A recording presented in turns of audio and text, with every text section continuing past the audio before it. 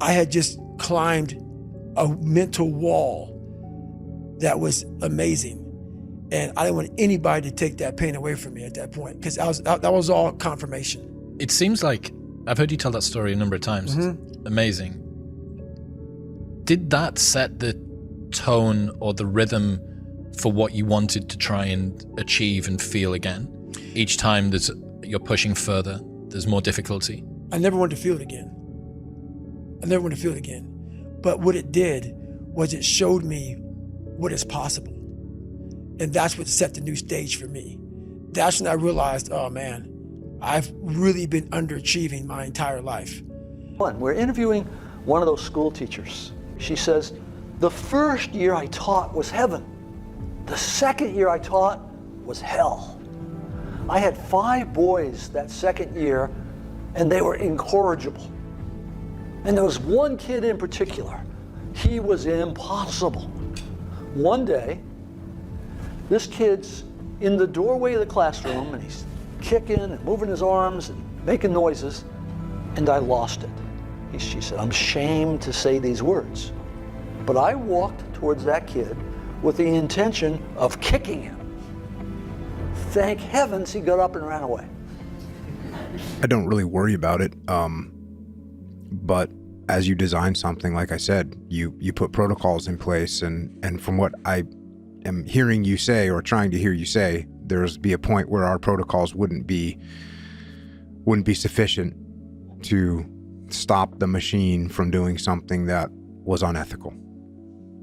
I'm kind of worried that this is something you don't worry about, because a lot of people I respect don't worry about it, and I don't know what to do about that. A lot of generals don't worry about it. A lot of people who know much more about war, like you, than me, don't worry about it, and that worries me. Well, that's because you have a vision into the shortfalls of AI, and I don't. I don't have a vision of the shortfalls of AI. I don't know enough about it. As far as I'm concerned, you put a on-off switch somewhere, you put a kill switch on a system, and if it starts going awry, you hit the kill switch and that's it.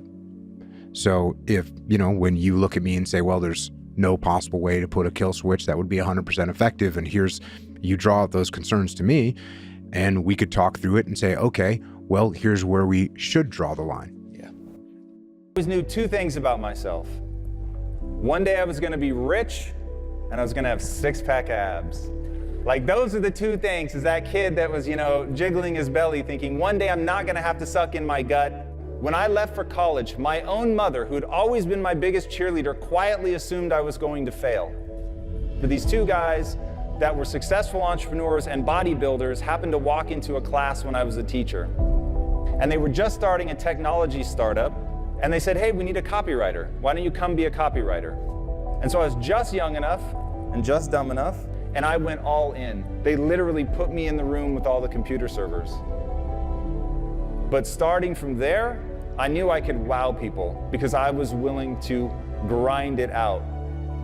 A company is simply a group of people. As a leader of people, you have to be a great listener, you have to be a great motivator, you have to be very good at praising and looking for the best in people.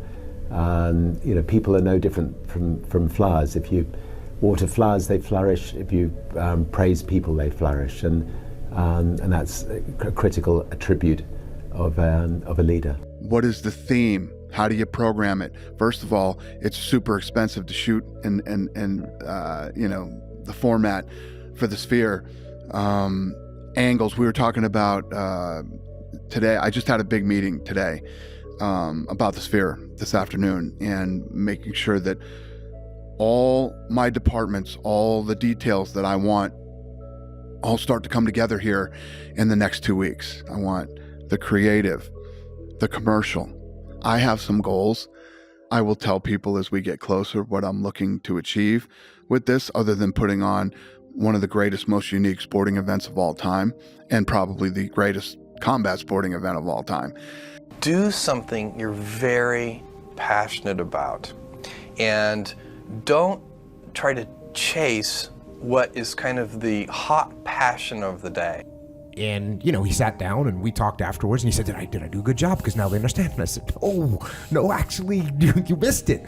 And then I started explaining to them better because I learned that what you have to explain, there has to be a thread of why that goes all the way through the corporate reason, but that why has to come back down to the individual contributor. Exactly. So they realize that when we do better as a company, when we're more profitable as a company, we can put more money in marketing, and we can produce stuff cheaper because we'll do it on a more mass scale. Then we can lower prices, and then we can actually hire more people, and that's going to make you move up in this command here, and you're going to make more money. We're going to sell more stuff, and you're going to get a bigger bonus. So you doing this, the reason why you're doing it is because then you can achieve those life goals because you want to buy that house and that car and send your kid to school. So there's a big difference.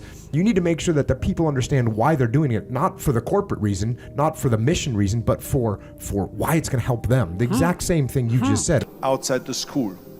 And I asked the school principal, what are all the students doing? And he said to me, Arnold, you have to understand that 70% that the kids in our schools, they come from parents where 70% of the parents are both working. So therefore there's no one there picking them up. So that's got me the idea to start after school programs, to keep those kids in school while the parents are working and to offer them homework assistance, tutoring, and sports and fitness programs and arts programs, music and painting and so on. And it became a huge success. So as you know, it becomes addictive. So it becomes addictive. So then when they became very successful, now we have after school programs all over the United States. Then of course when 2003 happened, where there was a governor's race in California, I said to myself, now is my chance to jump in there and to really give everything. And people said to me, are you crazy to run for governor? When you're governor, he says, you cannot go and make movies anymore. I said, well, duh.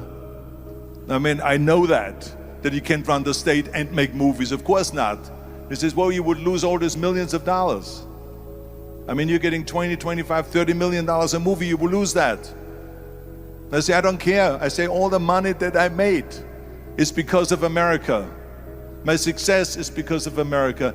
Everything that I've accomplished is because of America. I say, so for me now to give something back for 7 years and not to make money makes no difference to me. I say, I'm gonna do it. And I jumped in the end of the race and did it. And let me tell you something. I'm not poor because those 7 years I didn't get paid. I'm perfectly fine. And it made me feel good that I could give back to America.